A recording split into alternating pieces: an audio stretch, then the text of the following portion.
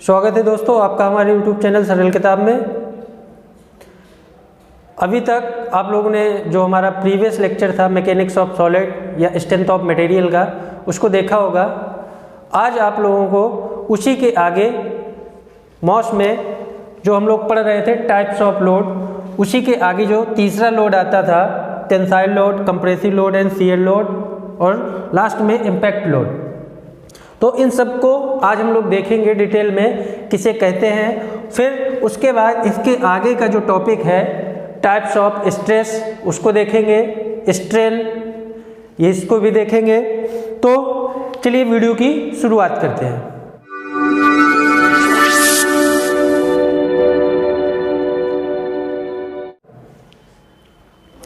सबसे पहले अब आता है टेंसाइल लोड। तो टेंसाइल लोड देखते हैं किसे कहते हैं। सपोज दैट ये हमारे पास कोई एक बॉडी है। इस बॉडी पर यदि हम दो इस तरीके से फोर्स लगा दें जो इस बॉडी को खींचने का प्रयास करें, मतलब इस बॉडी को खींचने का प्रयास करें, तो ऐसे फोर्स को हम लोड को क्या कहते हैं? Tensile load. जैसे इसको किस तरीके से दिखाएंगे, ये हमने बॉडी ली, इस बॉडी पर ये हमने एक फोर्स इस साइड लगा दिया अपोजिट फोर्स, और एक फोर्स इस साइड लगा दिया। ये बॉडी को क्या करेंगे? पकड़ के खींचेंगे। जैसे ये मैंने पेन पकड़ा हुआ है मार्कर, इसको इस साइड से पकड़ के खींचे और इधर से पकड़ के खींचे, तो ये जो मार्कर है इसकी लंबाई में, इसके शेप में वृद्धि होने की कोशिश होगी। तो ऐसे लगाए गए फोर्स को हम लोग क्या कहते हैं? Tensile load. बात करते हैं आगे कंप्रेसिव लोड की। तो परिभाषा क्या हो लिखेंगे हम लोग टेंसाइल लोड की? ऐसे लोड जो किसी अवयव पर इस तरीके से लगाए जाए कि उसकी आकार में वृद्धि करने का प्रयत्न करे, ऐसे लोड को हम लोग टेंसाइल लोड कहते हैं। फिर दूसरा आता है हमारे पास कंप्रेसिव लोड। कंप्रेसिव लोड आपका टेंसाइल लोड का जस्ट अपोजिट होता है। टेंसाइल लोड में हम लोगों ने देखा था बॉडी की जो लंबाई थी उसमें वृद्धि हो रही थी, बट हमारे पास जो कंप्रेसिव लोड होगा इसमें अगर किसी बॉडी पर कंप्रेसिव लोड लगाएंगे तो होगा क्या?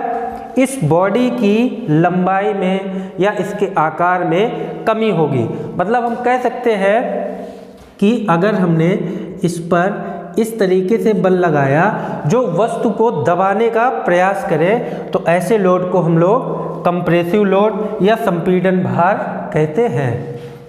तो उम्मीद करता हूँ टेंसाइल लोड और कंप्रेसिव लोड दोनों क्लियर हो गया होगा। तो आप लोग परिभाषा लिख लीजिएगा। यदि किसी वस्तु पर इस तरीके से भार लगाया जाए कि वह वस्तु को दबाने का प्रयास करे जिससे वस्तु के आकार में कमी हो, तो लगाए गए ऐसे लोड को हम लोग कंप्रेसिव लोड या संपीड़न भार कहते हैं। तीसरा लोड आता है हमारे पास शियर लोड। तो शियर लोड को समझने से पहले फिगर से समझना पड़ेगा कि शियर लोड कहते किसे हैं। तो चलिए पहले फिगर बनाते हैं, उसके बाद आप लोगों को बताएंगे कि शियर लोड किसे कहते हैं।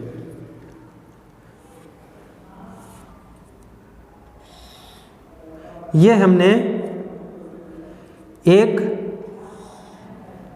फिगर ड्रॉ किया हुआ है जिसमें दो प्लेटें हैं। ये प्लेट 1 है और ये प्लेट 2 है। इन दोनों प्लेटों को हमने इस रिविट के द्वारा जोड़ रखा है। मतलब इन दोनों प्लेटों को हम लोगों ने रिविट जॉइंट के द्वारा जोड़ दिया है। अब जो हमारी ऊपर वाली प्लेट है इस पर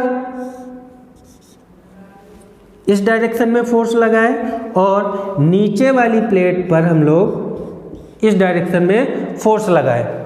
तो होगा क्या? ये जो रिविट है,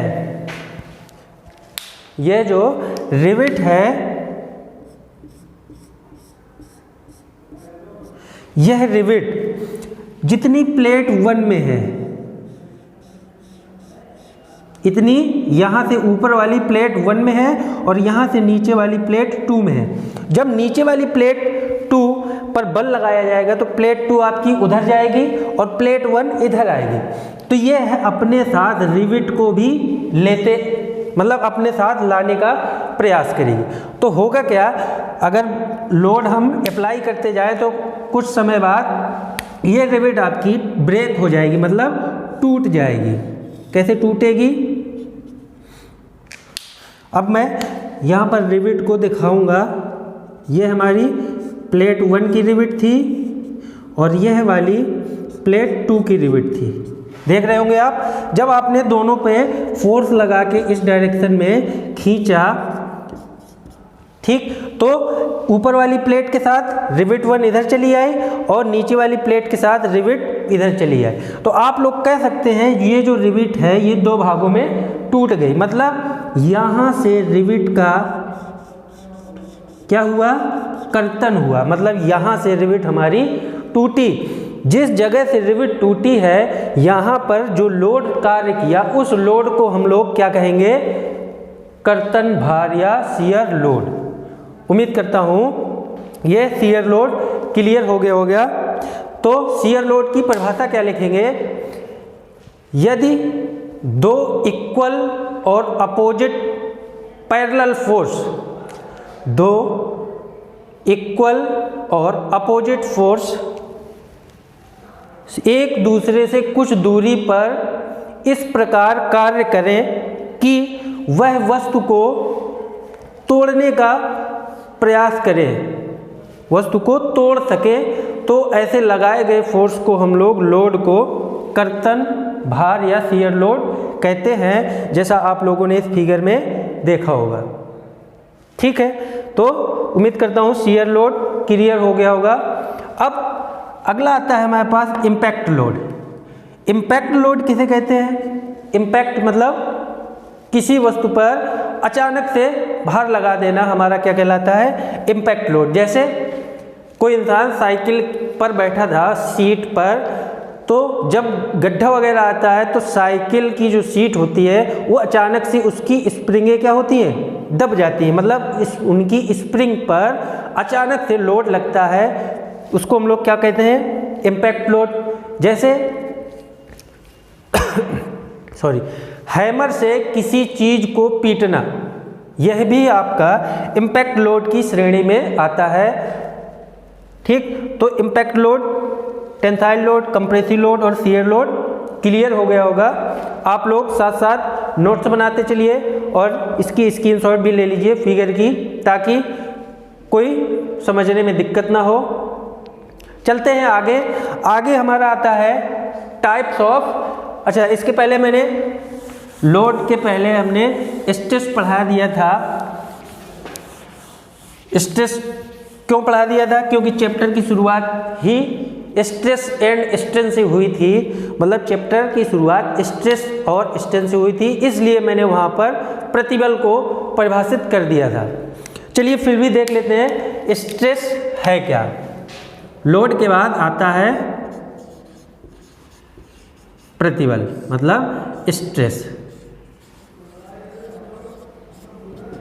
स्ट्रेस को देखते हैं किसे कहते हैं। अगर हम लोग इस स्ट्रेस को मतलब प्रतिबल को संधि विच्छेद करें तो क्या होगा, प्रति और बल, प्रति और बल इसका संधि विच्छेद होगा प्रतिबल का। जैसे हमारे पास यह एक बॉडी थी, इस बॉडी पर हमने कोई फोर्स लगाया, ये F फोर्स हमने इस बॉडी पर लगाया, तो यह बॉडी इस वस्तु को, यह बल इस बॉडी को खींचने का प्रयास करेगा, लेकिन यह बॉडी इस बल का क्या करेगी, इसके अंदर जो मॉलिक्यूल्स होंगे छोटे छोटे इस तरीके से, ये क्या करेंगे, इस लगाए गए बल का विरोध करेंगे। क्यों? जैसे सपोज दैट आप जब बचपन रहा होगा, आपका बचपन रहा होगा और आपके सामने आपके कोई भैया को, दीदी को या पापा को कोई प्यार से मारने लगता होगा तो आप क्या करते थे? जो व्यक्ति उसको मारता था आप उसको मारते थे। तो आप यही समझिए कि यह आपके भैया हैं, दीदी हैं और ये आपका बचपन है। यह कोई बाहरी व्यक्ति इनको मार रहा है, जिसकी वजह से आप क्या करेंगे? इस बल को, ये जो मार रहा है इसका विरोध करेंगे। मतलब यह बल बाहर की ओर लग रहा है तो आप क्या करेंगे? इस बल को अंदर की तरफ लगाएंगे, मतलब इस बल का विरोध करेंगे। विरोध करेंगे मतलब इंटरनल रेजिस्टिंग फोर्स। तो आप लोग देख रहे होंगे यदि किसी बॉडी पर कोई बल लगाया जाए तो उस बल के विरोध में अंदर से एक बल उत्पन्न हो जाता है, जिस बल को हम लोग प्रतिबल के नाम से जानते हैं। ठीक है, तो उम्मीद करता हूँ प्रतिबल स्ट्रेस क्लियर हो गया होगा। अगर हम लोग बात करें स्ट्रेस को डिनोट किस तरीके से करते हैं, तो स्ट्रेस को हम लोग सिग्मा से डिनोट करते हैं। ठीक, इसका फार्मूला क्या होता है? यदि बॉडी पर लगाया गया जो फोर्स है उसको वस्तु के क्रॉस सेक्शनल एरिया से डिवाइड कर दिया जाए, यदि किसी बॉडी पर लगाए गए फोर्स को बॉडी के या वस्तु के क्रॉस सेक्शनल एरिया मतलब अनुप्रस्थ काट के क्षेत्रफल से भाग दे दिया जाए तो दोनों का जो रेशियो आता है वह प्रतिबल के बराबर होता है। तो यहाँ से एक दूसरी परिभाषा भी बन सकती है कि एकांक क्षेत्रफल, मतलब अगर हम लोग एरिया को 1 मीटर स्क्वायर या 1 सेंटीमीटर स्क्वायर या 1 mm स्क्वायर कर दें तो क्या होगा? सिग्मा बराबर ओनली एफ। तो परिभाषा क्या दूसरी होगी? एकांक क्षेत्रफल पर लगने वाले बल को हम लोग क्या कहते हैं? प्रतिबल कहते हैं। इसका मात्रक क्या होगा? मात्रक आपका होता है, देखिए, sigma is equal to F upon A. Force का मात्रक न्यूटन और एरिया का मात्रक मीटर स्क्वायर। तो मात्रक क्या आ जाएगा? न्यूटन प्रति मीटर स्क्वायर। ठीक है, तो ये तो रही बात प्रतिबल की। तो प्रतिबल क्या है? प्रतिबल एक इंटरनल रेजिस्टिंग फोर्स है जो बॉडी के अंदर से उत्पन्न होता है, जो लगाए गए बल, वस्तु पर लगाए गए बल का विरोध करता है, जो हमारा क्या कहलाता है? प्रतिबल। अब बात करते हैं टाइप्स ऑफ स्ट्रेस की।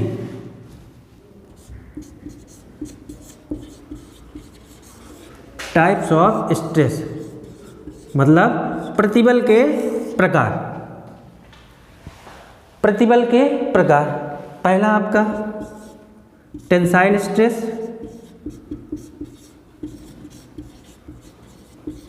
दूसरा कंप्रेसिव स्ट्रेस,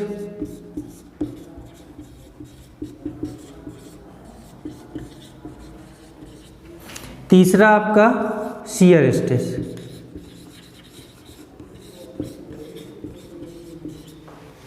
अब इनकी हिंदी में बात करें, जो आपका टेंसाइल स्ट्रेस है इसकी हिंदी क्या होगी? तनाव प्रतिबल। टेंसाइल की हिंदी तनाव प्रतिबल। दूसरा है आपके पास कंप्रेसिव स्ट्रेस मतलब संपीड़न प्रतिबल। और उसके बाद तीसरा आपके पास आता है शियर स्ट्रेस, इसको हम लोग क्या बोलते हैं? कर्तन प्रतिबल। तो स्टेप बाय स्टेप समझते हैं कि इन तीनों स्ट्रेस को किस तरीके से डिस्क्राइब किया जाता है, परिभाषित किया जाता है और इनका फिगर किस तरीके से बनेगा। तो चलिए शुरुआत करते हैं।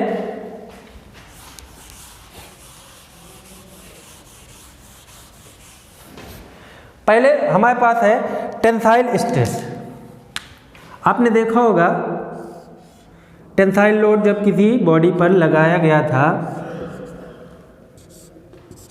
ये क्या था हमारे पास, टेंसाइल लोड।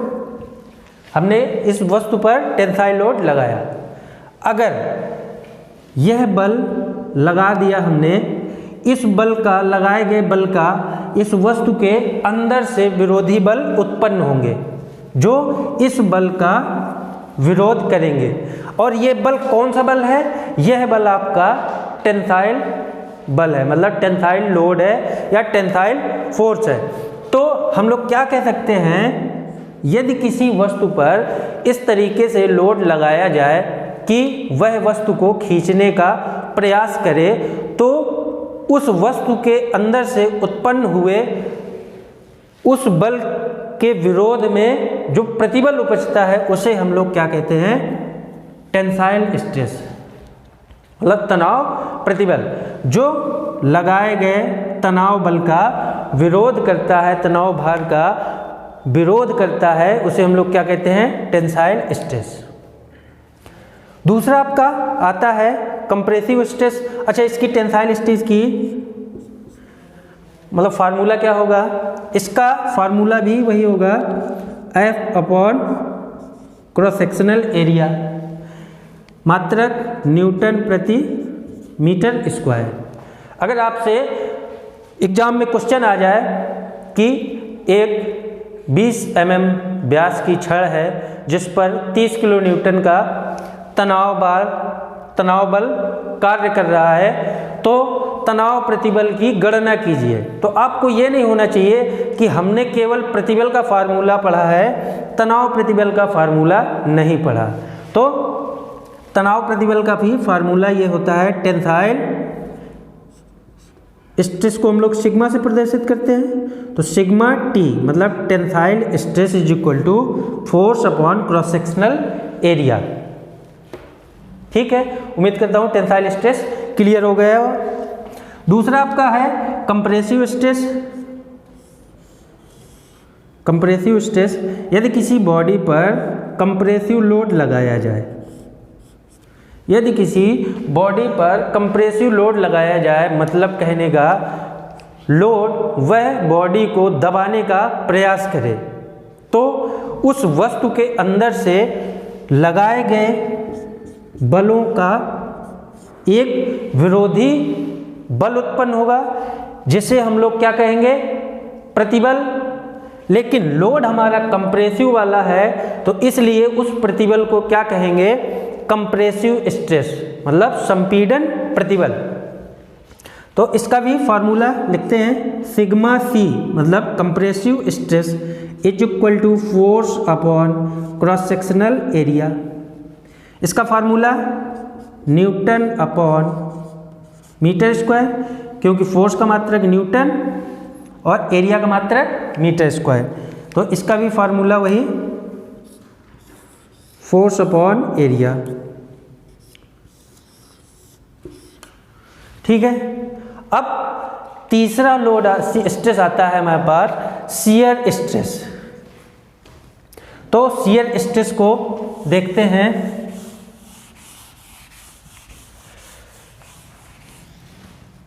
शियर स्ट्रेस में जैसे नाम से पता चल रहा है, कर्तन प्रतिबल। अभी आप लोगों ने देखा था कर्तन बल किस तरीके से कार्य कर रहा था, मतलब रेक हमने प्लेट पर रिविट जॉइंट लगाकर उस पर क्या किया था, लोड लगाया था, जो आपका शियर स्ट्रेस को, शियर फोर्स को दिखा रहा था। जो आपकी रिविट फेल हुई थी वह शियर फोर्स के कारण फेल हुई थी। अब देखिए, ये हमने क्या किया, एक वर्टिकल मेंबर बना दिया। इसको आप कुछ भी बोल सकते हो, पिलर बोल दो, कॉलम बोल दो, ठीक। अब बाकी हालांकि आगे जब पढ़ेंगे हम लोग तो डिटेल में समझेंगे कि कॉलम किसे बोलते हैं, स्ट्रेट किसे बोलते हैं। यहाँ पर आप कुछ भी नाम दे सकते हो। हमने यहाँ पर एक क्या लिया, कॉलम। कॉलम लेने के बाद अगर इस पर हम फोर्स लगाएं इस तरीके से, मतलब इसके साइड में, ये आपका साइड व्यू है। इसके अपोजिट साइड जब फोर्स लगेगा, यह जो हमने ये प्लेन दिखाया है, इस प्लेन के जब अपोजिट साइड एक फोर्स लगेगा, इसी प्लेन पर लगेगा, मान लीजिए इस प्लेन पर लगाया हमने, ये फोर्स लगाया, ये इस तरीके से हमने ये फोर्स लगाया, दो, एक तीसरा फोर्स इस तरीके से इस प्लेन पर हमने लगाया। तो इस लगाए गए प्लेन पर इन बलों के कारण ये जो दो पार्ट बन रहे हैं, प्लेन के एक ऊपर वाला भाग और प्लेन के एक नीचे वाला भाग, यह दोनों आपस में इस तरीके से होके ऐसे स्लाइड करने की कोशिश करेंगे। मतलब ये जैसे पूरा एक ये है, इस तरीके से ये हमने कॉलम बनाया। अब जब हम यहाँ पर फोर्स लगा रहे हैं तो इस फोर्स के कारण यह सरफेस आपस में इस तरीके से फिसलने का प्रयास करेंगी। लेकिन जब सरफेस फिसलने का प्रयास करेंगी तो सरफेस को ना फिसलने के लिए इस कॉलम के द्वारा क्या कर्तन प्रतिबल उत्पन्न होगा। क्यों? क्योंकि यह लोड, कौन सा लोड लग रहा है? Shear load. यह लगाया गया लोड आपका शियर लोड है। तो होगा क्या, यहाँ पर जब सतहें आपस में स्लाइड करेंगी, जैसे ये है, यहाँ पर हमने इधर पर लोड लगाया तो ये यहाँ के ऊपर का भाग और नीचे का भाग आपस में स्लाइड करने की कोशिश करेंगे। तो होगा क्या, जिससे इसमें कर्तन प्रतिबल उत्पन्न होंगे। इसी को हम लोग कर्तन प्रतिबल कहते हैं, जैसा कि आप लोग फिगर में देख भी रहे होंगे। तो उम्मीद करता हूँ टेंसाइल स्ट्रेस, कंप्रेसिव स्ट्रेस और शियर स्ट्रेस तीनों टॉपिक क्लियर हो गए होंगे। तो आज के लिए इतना ही, क्योंकि वीडियो ज़्यादा लॉन्ग होता जा रहा है। तो बाकी जो आगे आने वाला टॉपिक है वह आज से जो नेक्स्ट लेक्चर आएगा उसमें देखेंगे। आप लोग अगर वीडियो अच्छा लगे तो प्लीज़ अपने दोस्तों के साथ शेयर ज़रूर करिए, ताकि आपके साथ साथ वो भी अपने एग्ज़ाम की तैयारी करें। Thank you, thanks for watching.